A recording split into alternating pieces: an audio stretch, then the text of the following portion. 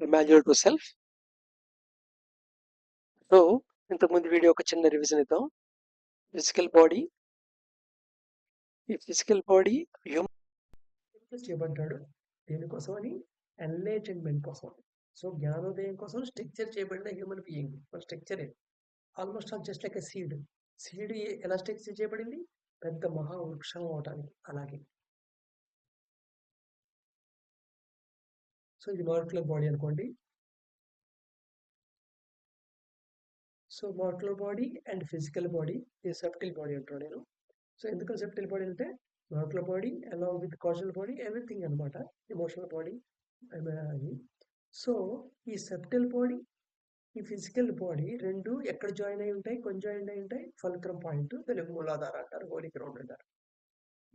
ఈ ఆ ఆధారంగా మూలాధారంగా నీ యొక్క మొగ్గు ఫిజికల్ బాడీ వైపు ఉందా, సబ్టిల్ బాడీ వైపు ఉందా అనే దాని మీద నీ లైఫ్ జర్నీ ఆధారపడుతుంది.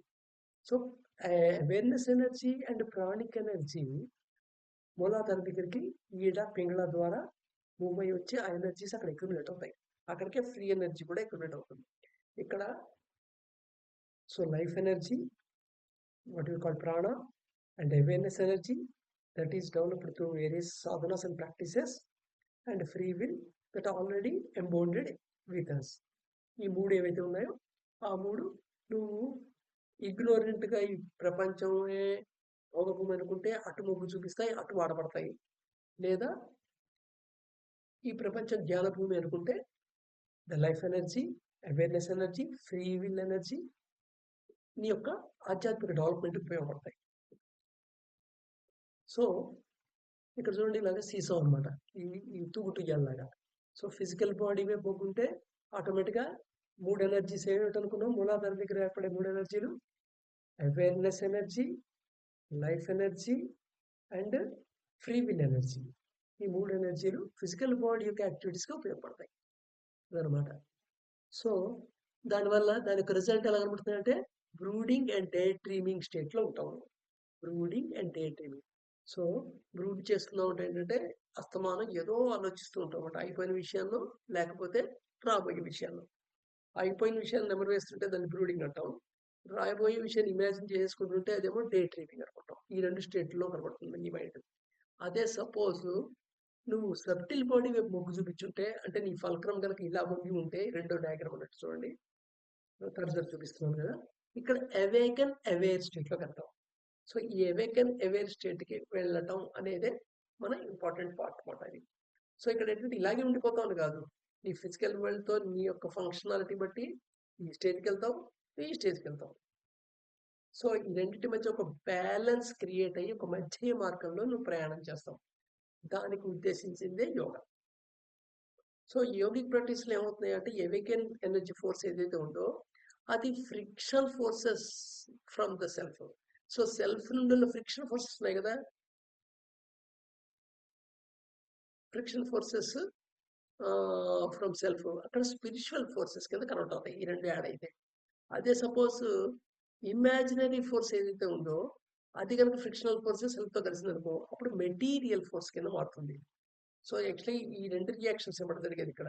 సో ఏదైతే imaginary forces frictional forces from the సెల్ఫ్తో కలిసినప్పుడు మెటీరియల్ ఫోర్సెస్లోకి వస్తావు, అంటే నువ్వు ఈ కండిషన్లో ఉంటావు అనమాట, ఫిజికల్ బాడీ వైపు మొగ్గు చేస్తుంటావు అనమాట. అదే ఫ్రిక్షనల్ ఫోర్సెస్ అవేకన్ ఫోర్సెస్తో కనుక కలిస్తే స్పిరిచువల్ ఫోర్సెస్లోకి పోతా ఉంటావు, అప్పుడు నీ అవేకన్ అవేరీ పొజిషన్లోకి వెళ్తావు అనమాట. ఇక్కడ చూడండి, మామూలుగా అసలు యాక్చువల్గా ఈ life energy, awareness energy, free energy దేనికి ఉపయోగపడుతుంటుంది అంటే సెక్షువల్ ఎనర్జీ కింద కన్వర్ట్ అవుతుంటుంది. ఎందుకని? అది మన బాడీ వైపు మొగ్గు ఉండటం వల్ల, ఈ ఫలకంలో బాడీ వైపు ప్రింట్ అయి ఉండటం వల్ల అది ప్రొక్రియేషన్ డైరెక్షన్ ఉంటుంది. బట్ ఇది బ్యాలెన్సింగ్ కనుక ఫామ్ చేస్తే దేనికి? సబ్టిల్ బాడీకి అండ్ ఫిజికల్ బాడీకి ఒక బ్యాలెన్సింగ్ పాయింట్లో ఫలకం కింద ఉంటే అప్పుడు అవేర్నెస్ ఎనర్జీ సెక్షువల్ ఎనర్జీతో కలిసి ఓజస్ ఫామ్ అవుతుంది. ఓజస్. సో ఓజస్ అనేది ఒక ఎనర్జీ యొక్క నెక్స్ట్ ఫామ్ అన్నమాట. నెక్స్ట్ ఈ పతంజలి సూత్రాన్ని కొంచెం మిస్ఇంటర్ప్రిటేషన్ చేసుకొని సెక్షువాలిటీని, సెక్షువల్ థింగ్స్‌ని వ్యతిరేకంగా ఆలోచించటం, దాని గురించి అదో చెడు కింద ఆలోచించటం, అదొక సిన్ కింద ఆలోచించటం అనే ట్రాప్‌లో పడిపోవడం జరిగిపోయింది ప్రపంచంలో. సో, ఈ ఓజస్ ఏదైతే ఫార్మ్ అయిందో ఇది ఇంకా అవేర్‌నెస్‌తో యాడ్ అయితే దానికి ఇంకా ఓజస్‌కి మళ్ళీ అవేర్‌నెస్ యాడ్ అయితే ఎసెన్స్ ఆఫ్ కాన్షియస్‌నెస్ ఫార్మ్ అవుతుంది. ఈ ఎసెన్స్ ఆఫ్ కాన్షియస్‌నెస్సే నీ యొక్క బాడీ, మైండ్ అండ్ సెన్సెస్‌కి నీ యొక్క కాన్షియస్‌నెస్‌కి, ఫ్రీ విల్‌కి, నీలోని డివైన్ ఫ్రాగ్మెంట్‌కి మధ్యలో ఉన్న గ్యాప్ ఏదైతే ఉందో, మధ్యలో ఉన్న గ్యాప్, ఆ గ్యాప్ ఎంత పెద్దదంటే అవి అవి లేవు అనిపిస్తుంది. అసలు కాన్షియస్‌నెస్ ఏం లేదు. అంత అవేర్‌నెస్సే అంత తప్ప ఇంకేం లేదు. ఆ! అది డివైన్ ఫ్రాగ్మెంట్ ఏమి లేదు అన్నట్టు అనిపిస్తుందే. ఆ గ్యాప్ అంత పెద్దది అందుకని. సో, ఆ మధ్య గ్యాప్‌ని ఎసెన్స్ ఆఫ్ కాన్షియస్‌నెస్ నింపబడుతుంది. ఎసెన్స్ ఆఫ్ కాన్షియస్‌నెస్ కాంజాయిన్ చేస్తుందన్నమాట రెండిటిని. అప్పుడు యాక్చువల్‌గా you are complete human being కింద నువ్వు ఉండగలుగుతావు. అది కంప్లీట్ డెవలప్‌మెంట్ మాట. ఇలా కంప్లీట్ డెవలప్‌మెంట్ అవ్వటం అనేది మన ఎవల్యూషన్‌లో మన చేతిలో ఉన్న ఆప్షన్. అయితే ఇది కూడా ప్రకృతి సిద్ధంగా జరుగుతుంది. కొన్ని లక్షల, వేల ఏళ్ల తర్వాత. ఆ ప్రాసెస్‌లో జరుగుతుంటుంది కొంచెం కొంచెం. ఆ ప్రాసెస్‌లో అవుతావా? లేదా నువ్వు హ్యాస్టింగ్ చేసుకుంటావా ప్రాసెస్ అనేది నీ చాయిస్. ఇక్కడ లేదు, నేను నా కంట్రోల్‌లో తీసుకుంటాను నా ఎవల్యూషన్ ప్రాసెస్‌ని అనుకుంటే వాళ్ళకే ఈ ఆధ్యాత్మిక జర్నీ అనేది. ఇదంత పెద్ద స్టోరీ అనుకున్న వాళ్ళకి కాదు. నెక్స్ట్ ఇప్పుడు సెన్సిటివిటీ అండ్ ప్రాక్టీసెస్ చెప్తున్నాం. దీంట్లో మొదటి ప్రాక్టీస్ ఇది ఇమాజినేషన్ రిలేటెడ్‌ది. దీంట్లో ఇమాజిన్ చేస్తాం అనమాట. ఏం ఇమాజిన్ చేస్తామంటే ప్రశాంతమైన ప్లేస్‌లో కూర్చుంటాం. దట్ ఫస్ట్ పార్ట్ ఏంటంటే 2 feet in level of eyes increase inches in 5. ఒక నీ యొక్క కళ్ళ మధ్యన ఈ నోస్ అండ్ నుదుటకి కొంచెం కింద, నుదుట ఎగ్జాక్ట్ పాయింట్ అక్కల్లా కనుబొమ్మల మధ్యకి కొంచెం కింద. ఆ? సో అలాగే ముక్కు మీద కాదు, ముక్కు పైన కానీ. సో అక్కడ నుండి ఒక పింక్ కలర్ రే బయటకు వస్తున్నట్టుగా ఇమాజిన్ చేయాలి, ఇమాజిన్ చేసుకోవాలి. ఇది ఎలా ఇమాజిన్ చేసుకోవాలంటే ఆ, నీ కళ్ళ లెవెల్ నుండి 2 feet 2 feet దూరం దాకా ఇలాగా రే స్ట్రైట్ గా వస్తున్నట్టుగా ఇమాజిన్ చేసుకోవాలి. అక్కడ నుండి ఉద్భవించి కళ్ళ మధ్య నుంచి అది 6 inches 5 minutes లో 6 inches చొప్పున 5 నిమిషాల్లో 6 ఇంచెల చొప్పున పెరుగుతున్నట్టుగా అలాగా 2 feet వరకు అనమాట. కొంచెం చిన్నగా స్టార్ట్ అవుతుంది. 6 inches 5 minutes లో పెరుగుతుంది. మళ్ళీ 5 minutes లో ఇంకో 6 inches పెరుగుతుంది. మళ్ళీ 5 minutes అయ్యేప్పటికి ఇంకో 6 inches పెరుగుతుంది. సో అది 6 inches పెరగడానికి 5 minutes కాలం పడుతుంది అనమాట. అలాగా ఇమాజిన్ చేసుకుంటూ ఉండాలి. Then increase in 15 cm in 10 seconds. తర్వాత 15 centimeters ఇంక్రీజ్ అవుతున్నట్టు 10 seconds లో. 10 seconds అంటే కొంచెం ఫాస్ట్ అయిందన్నమాట increasing. Every week till reaches 1 meter distance. So almost all నీ కళ్ళ ఈ పాయింట్ ఏదైతే ఉందో ఇక్కడ బొమ్మలు చూపిస్తున్న పాయింట్ ఉంది కదా, అక్కడ నుండి ఒక పింక్ కిరణము పింక్ కిరణము బయటకు వస్తున్నట్టుగా ఊహించుకోవాలి. అలా ఆ ఊహించుకున్నప్పుడు మొదట్లో ఏంటంటే జస్ట్ 6 inches ఊహిస్తాం. 5 minutes చేసి వదిలేస్తాం. తర్వాత కొంచెం కొంచెం కొంచెం పెంచుకుంటూ వెళ్తాం అన్నమాట. అలాగా. సో ఆ ఫస్ట్ 2 feet వరకు ఆ రే పెరగటం అనేది మటుకు 6 inches చొప్పున ట్రై చేస్తాం. జస్ట్ 1 week ట్రై 5 minutes చేస్తాం. తర్వాత వీక్లో 10 minutes చేస్తావు.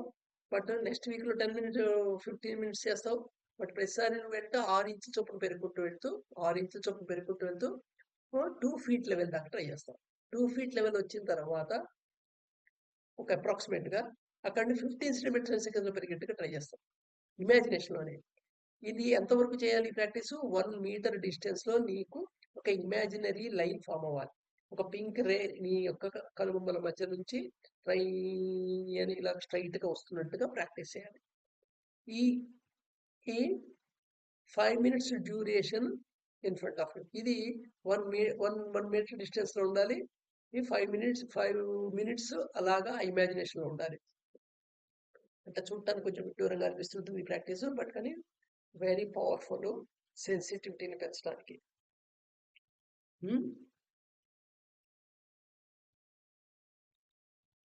నెక్స్ట్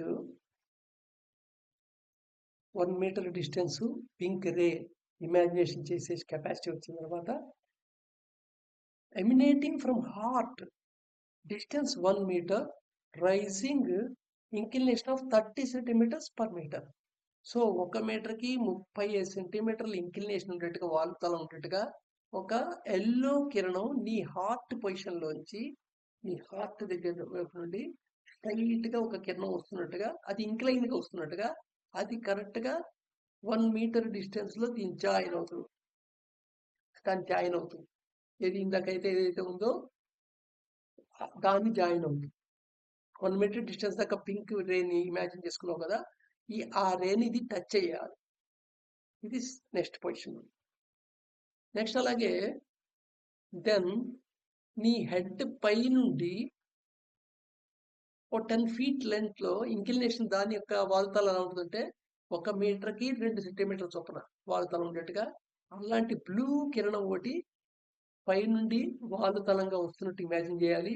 ఆ ఇమాజిన్ చేస్తుంది కూడా ఈ పాయింట్లో కలిసేట్టు, ఈ మూడు ఒకే పాయింట్లో కలిసేట్టుగా చేయాలి.